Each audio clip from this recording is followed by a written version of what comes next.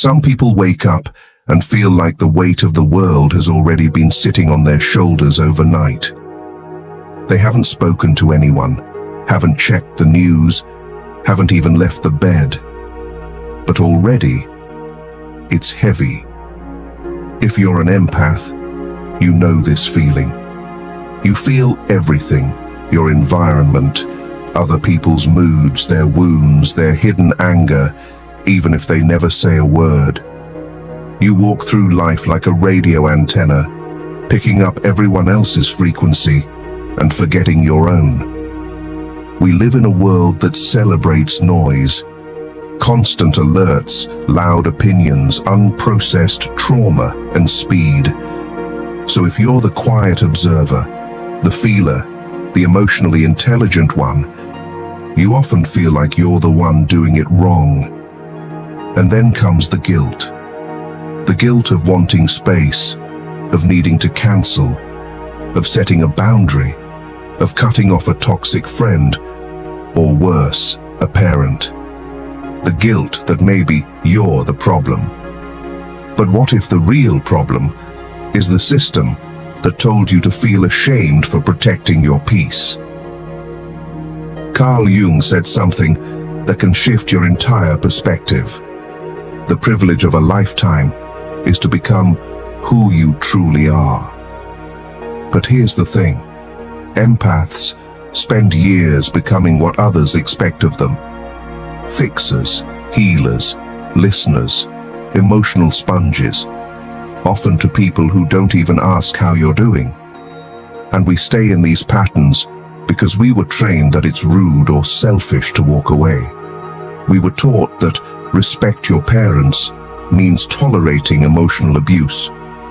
That family is forever, even when it's hurting your mental health. But listen closely, that belief system is outdated. It's survival-based, and it's keeping you in loops of burnout and spiritual confusion. Here's the truth that most people deny. No one, not your friend, not your boss, not your mother, has the right to drain your energy. Love without respect is not love, and relationships without reciprocity are not sacred.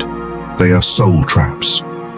In Jungian psychology, individuation is the path of discovering your true self, beyond social masks. And for empaths, that path means one crucial thing. You have to learn to detach.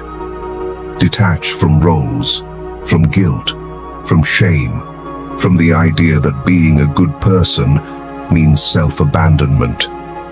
You were not born to carry the emotional debris of others.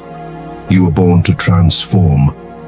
But you can't do that if your energy field is tangled in other people's shadows. So, if you're constantly tired, constantly doubting yourself, constantly wondering why you can't get motivated, it's not that you're lazy, it's that you're energetically cluttered. Before we continue, if you're someone who loves expanding your mind and exploring the deeper layers of life, make sure to subscribe to Fractal Wisdom so you never miss a download like this.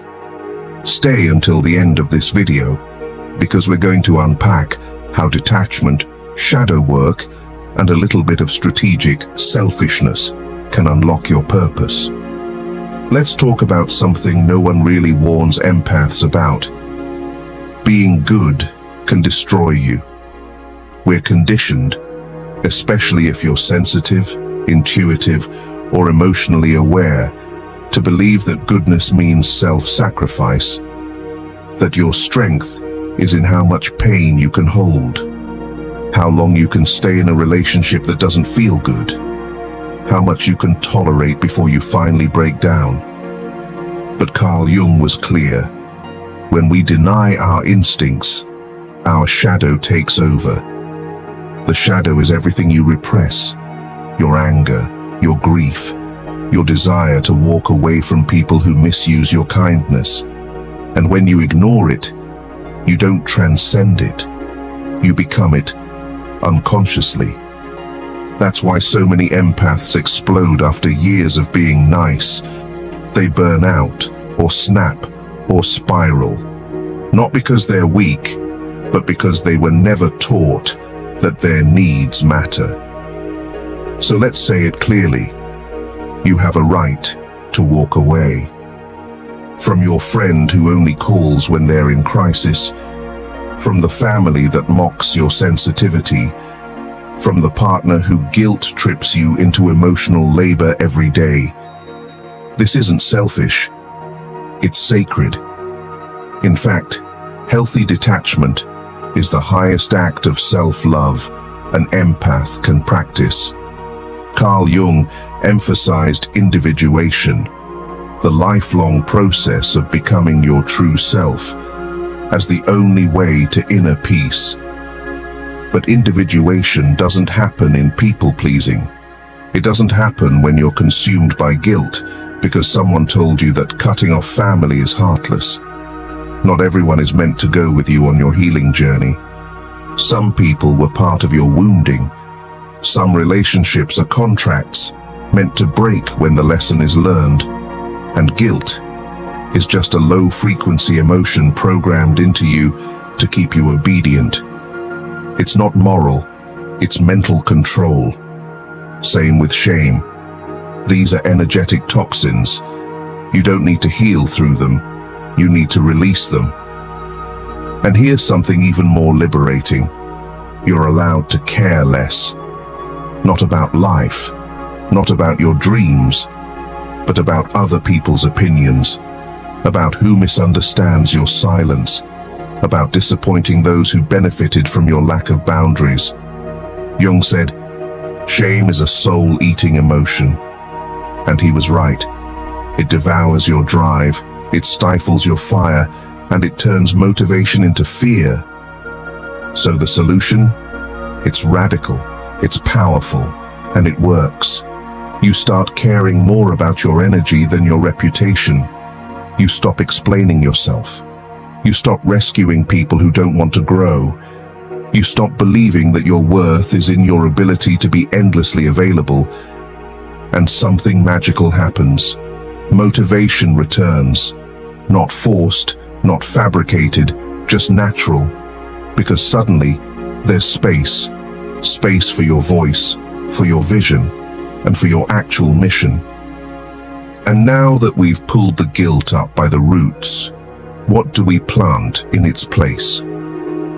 One word: clarity. Clarity is the antidote to empathic overwhelm. But clarity doesn't come from doing more. It comes from energetic boundaries, what I call energy hygiene. Think of it like brushing your soul's teeth. Because here's the unspoken truth. Empaths don't need more motivation. They need less interference. Carl Jung might not have used the word energy hygiene, but he deeply understood psychic boundaries. He believed that our unconscious constantly communicates through archetypes, symbols, and energetic impressions. If you're an empath, you live in that world. But without intentional boundaries, you absorb what isn't yours.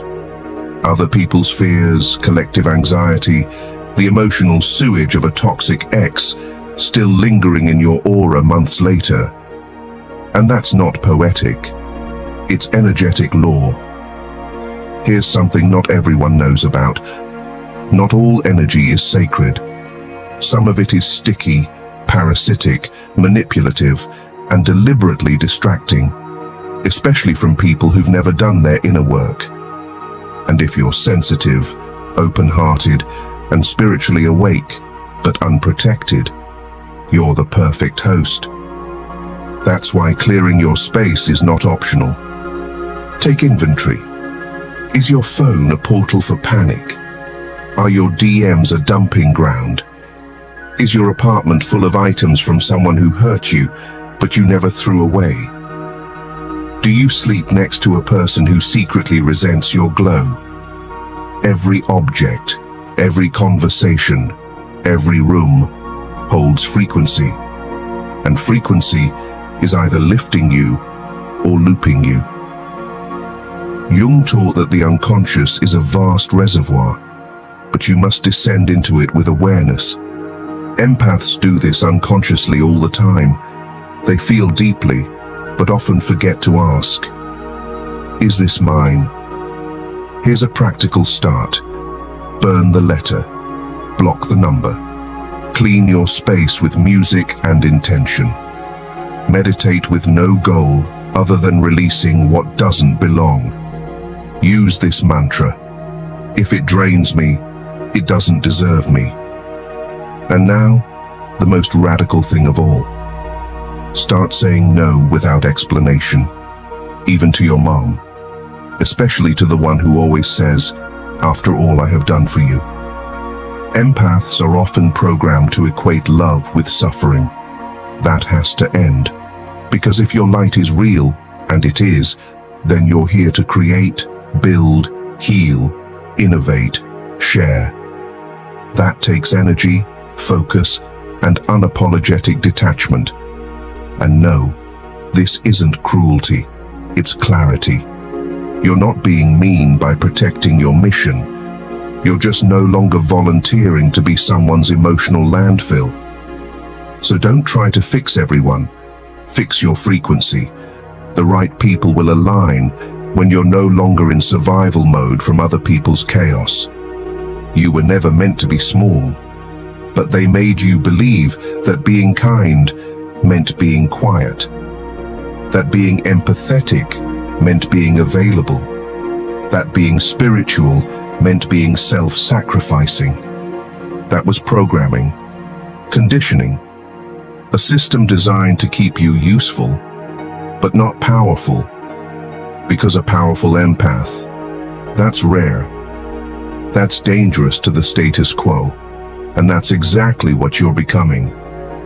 Carl Jung's concept of individuation was not about blending in, it was about integration. Meeting your shadow, owning your wholeness, becoming fully yourself, not what the world told you to be. And guess what? That process is uncomfortable, isolating, even disruptive to your old identity. That's why the path to motivation for you is not hustle, it's healing. And the biggest healing of all, permission to be selfish, not in the narcissistic, screw everyone way, but in the soul-rooted, I choose me way. The way that honors your boundaries, the way that values your time, the way that says, my needs matter too. When you stop over-functioning, you begin to hear your own voice again. You start remembering your mission, your art, your path, and your essence. That's where motivation comes from. Not force, not deadlines, not guilt, but from alignment. You get clear, you get still, you get real. And suddenly you stop leaking energy into other people's wounds. You stop explaining your healing. You stop apologizing for your glow. Because you realize something profound. No one has the right to dim you, not even those who say they love you. Especially not them, if that love comes with control, guilt, or obligation. It's okay to leave the dinner table if your soul isn't being fed. It's okay to want a life that feels clean, light, intentional. It's okay to protect your space like it's sacred, because it is. And here's the wild twist that most people never see coming. When you finally become selfish enough to heal, the right people start finding you. People who don't need to be fixed. People who are walking their own path. People who love you in your power, not your pain. So don't water yourself down to be digestible. Let the full you be seen. Let your focus return by detoxing from what was never yours. Let your energy speak louder than your words. Because your mission as an empath is not to save everyone.